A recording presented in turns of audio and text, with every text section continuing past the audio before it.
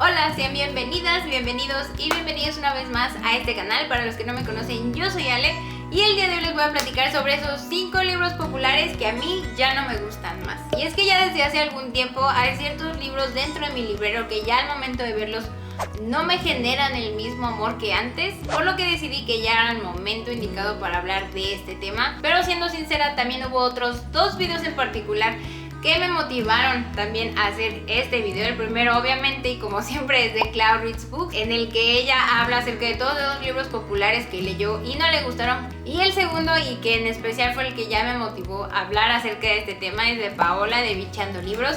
Ya ahí en ese video ella sí habló de esos libros que antes le habían gustado, pero que con el paso del tiempo pues su perspectiva había cambiado. Ya saben que si esos videos no los han visto por alguna muy extraña razón, se los voy a dejar aquí en la i y en la cajita de la descripción para que vayan y lo chequen. Y ya, para no hacer esto muchísimo más largo de lo que ya va a ser, y que por cierto a mí me encantaría saber cuáles son esos libros que antes les gustaban mucho y ahora no tanto. Ya saben que yo estoy muy al pendiente de todos sus comentarios. El primer libro de esta lista es Carry On de Rainbow Rowell. Siendo sincera, prácticamente este libro me empecé a desencantar al año de haberlo leído. Si ustedes no lo saben, esta novela en esencia es el fanfic que crea Kat en la novela de Fangirl de Rainbow Rowell, y creo que ya desde ahí debí de haber intuido cuál iba a ser mi camino con esta novela. Y esto no lo digo porque no sea una consumidora habitual de fanfics, de hecho he leído algunos que sí me han gustado bastante, pero en particular los fanfics que escribía Kat en Fangirl me aburrían a horrores. Aún así, y teniendo eso en mente, decidí darle una oportunidad a Rainbow Rowell porque ya había leído para entonces 3 de sus libros que me habían gustado bastante.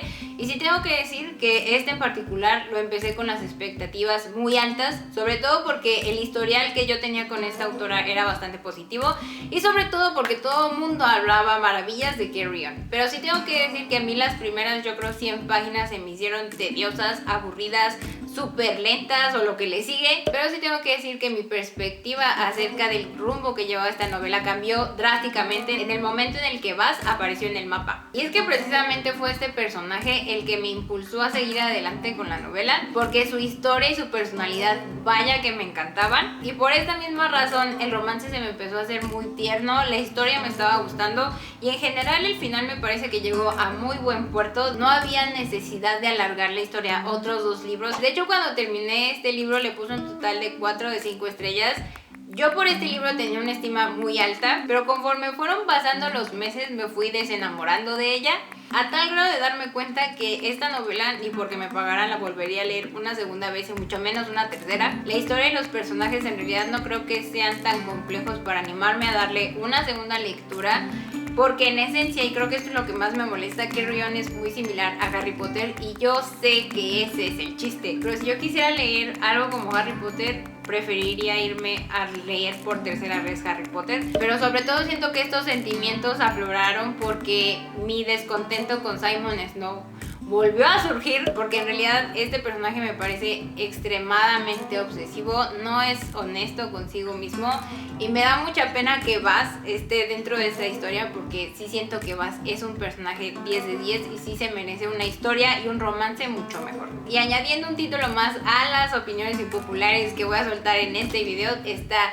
Jane Eyre de Charlotte Bronte. Esta sin duda va a ser la opinión más impopular que voy a decir en todo este video. Jane Eyre es un clásico de la literatura muy querido y yo entiendo y sé por qué. Este libro en particular lo leí en marzo de 2014. Yo tendría aproximadamente unos 20 años. Me estaba adentrando en todo este mundo de leer clásicos por el mero placer de hacerlo, pero esa novela me costó terminarla 2 meses de mi vida y en el momento en el que lo logré me sentí muy orgullosa, porque en serio el amor que sentía por Jane, la historia e incluso por el señor Rochester no lo podía contener dentro del pecho, en parte porque siento que esta novela era muy diferente a todo lo que yo había leído hasta entonces, porque la ambientación, la historia, los personajes, el misterio e incluso el romance me parece una combinación hasta ahora ganadora, y hasta el día de hoy la considero una de las mejores novelas que yo he leído. Ahora, si estoy hablando también de Jane Eyre, ¿por qué me atrevo a decir que ya no me gusta? Y en esencia la respuesta más rápida y concreta es por el señor Rochester. En realidad mi perspectiva acerca de este personaje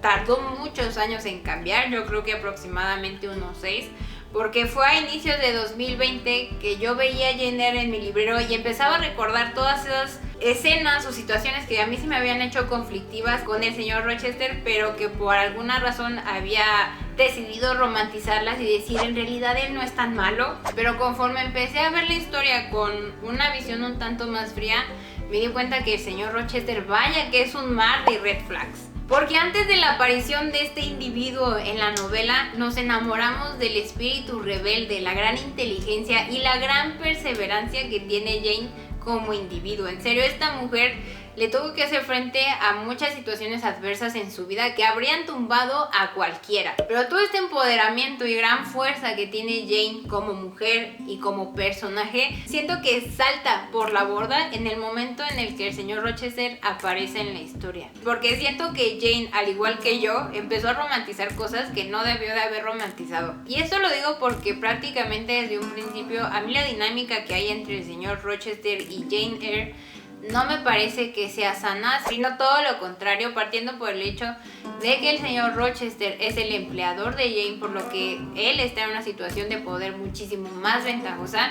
Él es más grande que ella, ha tenido más experiencia en la vida. Sí, yo sé que no siempre el sol ha salido para él, pero eso no es excusa que él sea un grosero, no solamente con Jane, sino con prácticamente toda la gente que trabaja para él. No le excusa el hecho de guardar información, no le excusa el hecho de crear una rivalidad entre Jane Eyre y la señorita Ingram, porque ahí prácticamente por causarle celos a Jane, el señor Rochester crea una rivalidad innecesaria entre dos mujeres. Y por último, pero no menos importante, le miente acerca de un asunto de extrema importancia y después procede a manipularla una vez más. Y es ese punto para mí el punto de no retorno. Sé que yo estoy juzgando a Jane Eyre con una mirada muchísimo más moderna a la que se escribió. Sí he visto muchísimo más veces la película, la disfruto inmensamente, me gusta la historia de amor en la película.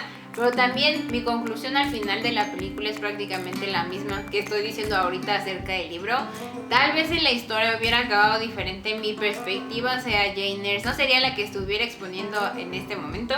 Además que después de leer Cómo acabar con la escritura de las mujeres de Joanna Russ, siento que ya no puedo ver a Jane Eyre con los mismos ojos, porque si ustedes no lo saben, el canon literario, mayoritariamente dictado por hombres, le ha dado prioridad a Jane Eyre por considerarla una historia de amor, que ese es un género que las mujeres aparentemente sí tienen permitido escribir, ignorando otras obras de la autora como Villette o Shirley. Y el tercer punto de esta lista no está dedicado como tal a un solo libro, sino a una autora, y estoy hablando de Sarah J. Maas. Ok, esto sí lo he dicho en varios de mis videos. Sarah J. Maas es una de las autoras que más leo, que más consumo, que más me gustan. Pero esto no significa que haga ojos ciegos a todo lo que ven sus libros, que a mí no me gusta. De hecho, de este punto también les hablé en la guía lectura que hizo acerca de todos sus libros, que si no la han visto se las voy a dejar aquí en la i para que vayan y la chequen. Pero en este apartado les voy a hablar de dos libros en particular, y el primero de ellos es House of Earth and Blood, el primer libro de Crescent City. Este en teoría es el primer título que Sarah J. Maas sacó dedicado exclusivamente a un público muchísimo más adulto. Crescent City es una serie que se desarrolla en un universo conectado con Trono de Cristal y con una corte de rosas y espinas. Ojo aquí, esto no es un spoiler, la autora lo ha dicho muchísimas veces. Pero como todo buen primer libro, Casa de Tierra y Sangre tiende a ser un libro bastante introductorio, es un tanto lento. Las primeras 100 páginas en realidad no sabes bien a bien qué es lo que está pasando, pero es bastante interesante y tiene un buen gancho. Pero mi problema con este libro empieza desde el hecho de que este libro se vendió como una historia de fantasía adulta, por lo que yo esperaba muchísimo más madurez que la que puede proporcionar un lenguaje soez y escenas de smut, que ya de por sí en los libros anteriores eran bastante explícitas. Ahora, aquí no ando de persinada ni mucho menos, precisamente el romance y el smut es por lo que yo leo a Sarah J. Maas, pero también sentí que al abordar la fantasía adulta, en la que ya hay muchísimo más libertad para hablar de un montón de temas y de un montón de dinámicas, pensé que esta autora iba a tratar de explorar nuevas facetas en su escritura.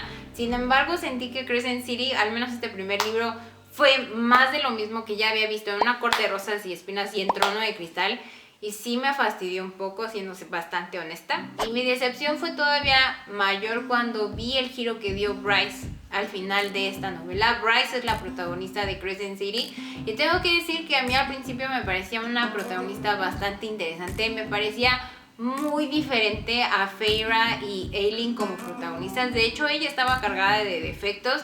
Sin embargo, Sarah J. Maas no salió de su zona de confort de presentar una protagonista bella, valiente, con superpoderes, capaz de dominar al mundo, al mismo tiempo que es capaz de enamorar a cuanto vato se le atraviese. De hecho, estoy tan desencantada con este primer libro que el segundo, House of Sky and Breath, ni siquiera lo he pasado al cajón de prioridades, y eso que compré ese libro desde febrero, que fue el mes en el que salió. También otra cosa es que leí el final de ese segundo libro y a mí no me molesta haberme spoileado el final. De hecho, muchas veces busco spoilearme, pero el spoiler que me llevé no fue tan grato porque el personaje que ya une estos universos ya me tiene a mí bastante harta, y sinceramente esa creo que es principalmente la razón por la que me he alejado de ese segundo libro. Y el otro libro de esa autora que ya no me gusta tanto es Una corte de llamas plateadas. Este es el libro 4 en la serie de Una corte de rosas y espinas. Con este libro en particular sí me tardé muchísimo más tiempo en verle los defectos, porque hace algunas semanas, cuando les traje el video en el que les platiqué de todos los libros a los que les había puesto 1 y 2 estrellas, que si ustedes no lo han visto se los voy a dejar aquí en la i para que vayan y lo chequen.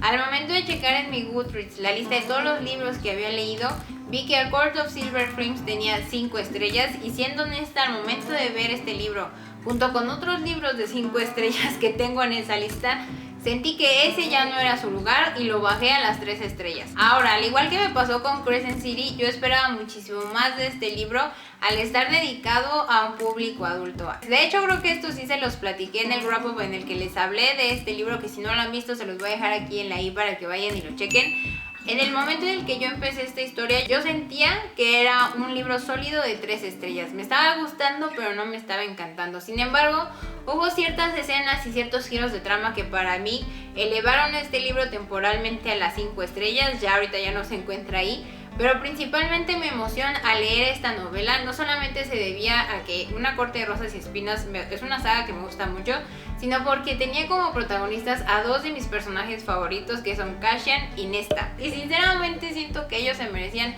un viaje muchísimo más interesante del que se nos mostró en esta novela. Siento que me redujeron a mis muchachos a un smut innecesario, sobre todo teniendo en cuenta el estado emocional en el que se encontraba Nesta. Sé que Sarah J. Maas puede abordar el tema de la depresión y hacer una novela sensacional, porque ya lo mostró con ACOMAF, pero sentí que en este libro esta autora se durmió en sus laureles y no propuso nada nuevo. Algo que sí tengo que admitir que hasta la fecha me sigue encantando de esta historia fue la amistad que se formó entre Gwyn, Nesta y Emery, y su formación como valquirias. Eso me pareció lo más interesante de toda la novela, y creo que si esta historia hubiera tenido como punto central ese viaje y el romance con Cassian hubiera pasado a un segundo plano, es decir, a una subtrama, este libro habría sido un 10 de 10, pero desafortunadamente no fue así. Y también aquí otro punto que quiero desahogarme fue precisamente el personaje de Rhysand. Me molestó mucho su actitud en este libro. Yo sé que la estamos viendo a través de los ojos de Nesta, pero creo que eso todavía debería de encender más las alarmas, porque Rhysand en este libro se transforma en un Tamlin 2.0. En realidad no lo aguanto. Ya cada vez que lo veo mencionado en un libro me molesta muchísimo. No sé por qué este personaje dio este giro tan dramático, o si siempre fue así y yo estaba tan ciega de amor que no me di cuenta. Pero en serio ya estoy un tanto harta de Rhysand como personaje. Siento que ya es momento de que Sarah J. Maas le dé sus 5 minutos de relax, porque sinceramente lo está sobreexplotando a tal punto de tenerlo en un pedestal en el que siempre este muchacho está milagrosamente a salvo. Y ya el quinto y último título de esta lista es sin duda a mí el que más me duele ver aquí, es El murmullo de las abejas de Sofía Segovia. Esta novela de realismo mágico yo ya se las he recomendado varias veces en la historia de este canal. De hecho, la puse en un top 5 de libros de fantasía autoconclusivos, que si ustedes no lo han visto se los voy a dejar aquí en la i para que vayan y lo chequen. Yo sé que mucha gente tiene conflicto con esto, pero al menos para mí el realismo mágico y la fantasía son géneros primos hermanos. Ahora sí, volviendo al tema, El murmullo de las abejas fue una novela que a mí me ayudó a reconciliarme con el realismo mágico. Y algo que nutrió muchísimo mi experiencia lectora con este libro fue que por primera vez en mi vida Estaba leyendo una novela que se desarrollaba en un lugar en el que yo me encontraba de viaje, lo que de cierta forma ayudó a que yo sintiera esta historia un tanto más real y muchísimo más cercana. Y es que esta historia es de esas pocas que al momento de leerla sientes que la narración está viva. No sé cómo explicarlo bien o cómo ponerlo en palabras, porque en el momento en el que se está leyendo esta novela no solamente se es capaz de imaginarse la historia y los escenarios, sino que es una novela que te obliga a vivirla. La ves, la tocas, la saboreas, la hueles, la escuchas y te sumerges en un mar de emociones. Además de que los personajes en esta novela son un 10 de 10, están muy bien construidos a tal grado que bien te los podrías imaginar caminando a la vida real. También otro punto que me gusta muchísimo de esta historia es el giro que da hacia lo que es la ficción histórica, centrándose en uno de los movimientos históricos más importantes e interesantes de la historia mexicana, que es la Revolución y los cambios sociales que vinieron con ella. Ahora sí, al igual que con Jane Eyre, le estoy dando tantas flores al murmullo de las abejas porque digo que a mí este libro ya no me gusta más. Y aquí también mi respuesta es bastante concreta y es por la perpetuación de estereotipos en su mayoría clasistas. Llegar a esta conclusión me costó varios meses de haberme despegado emocionalmente de este libro. Y conforme más me despegaba de este libro, a mi cabeza llegaron un montón de sí, pero ¿por qué se manejó de esa manera la historia? Y de hecho aquí sí quiero aclarar, yo ya empezaba a tener varias dudas acerca del manejo de esta historia hasta que me metí a Goodreads y empecé a ver que había reseñas que ponían en palabras las cosas que a mí me incomodaban. Lo primero fue darme cuenta que convenientemente los buenos de esta historia eran la familia Morales. Ellos son una familia de blancos privilegiados y adinerados que sustentan su fortuna en la perpetuación de una hacienda. Ellos también aparentemente son caritativos, como debe ser, porque adoptan a Simonopio. Y por otra parte, su villano Anselmo Espirocueta es un jornalero pobre, es machista, es envidioso, es prejuicioso, tiene mucha frustración dentro de él porque él, al ser el coyote, no puede llegar a ser león, y que conveniente venía de un estado del sur del país, particularmente creo que era de Guerrero. Ahora, para los que no sean de México, los pongo en contexto. Aquí en este país mucha gente tiene la falsa idea y falsa creencia de que del norte trabajan, en el centro administran y en el sur descansan, cosa que es completamente falsa. México está poblado por personas extremadamente trabajadoras y este mismo pensamiento hace que haya mucho prejuicio hacia los estados del sur, llámese Oaxaca, Chiapas, Guerrero, Tabasco, etc. Siendo que estos estados están en desventaja porque tienen niveles de desigualdad muchísimo más amplios y aparte en cuestiones de presupuestos no reciben lo mismo que recibe un estado del norte del país. Y la verdad, la intención de generar en el lector una reacción de pobres ricos lo perdieron todo cuando su fortuna se centraba y se desarrollaba en un sistema económico completamente leonino que no hacía más que incrementar los niveles de desigualdad y prácticamente una deuda impagable con el patrón, no es algo que a mí ahora, Alejandra de 2022, le convenza por completo. Tal vez yo tengo muy romantizada la revolución y la reforma agraria, pero dudo mucho que las situaciones laborales en una hacienda al norte del país hayan sido mucho mejores a las que se vivían en las haciendas de Nequén en Yucatán. Y bueno, pues ya, así llegamos al final de este largo video, espero les haya gustado. A mí también me encantaría saber cuáles son esos libros que a ustedes les gustaban antes y ahora ya no tanto. Ya saben que yo siempre estoy muy al pendiente de sus comentarios, como se los dije al principio de este video. También creo que este es el punto perfecto para recalcar que todo lo que yo acabo de expresar son opiniones meramente personales. Yo no tengo la verdad absoluta. Si a ustedes les siguen gustando estos libros, a mí me parece genial, porque yo reconozco el valor de cada uno de estos 5 libros. Y sí, a pesar de sus defectos, tengo que decir que al menos sí les guardo cierto cariño dentro del corazón. A mí me encantaría saber su opinión acerca de estos libros, si es que ya los leyeron, si les gustaron, si no les gustaron, si más o menos les gustaron. Ya saben que yo siempre estoy al pendiente de todos sus comentarios. También ya saben que si este video les gustó, no olviden darle like, suscribirse si no lo han hecho, y si ya lo hicieron, no olviden activar el botoncito de la campanita para que YouTube les avise cada vez que yo subo un video nuevo. Eso ha sido todo por mi parte, espero verlos muy pronto y hasta luego.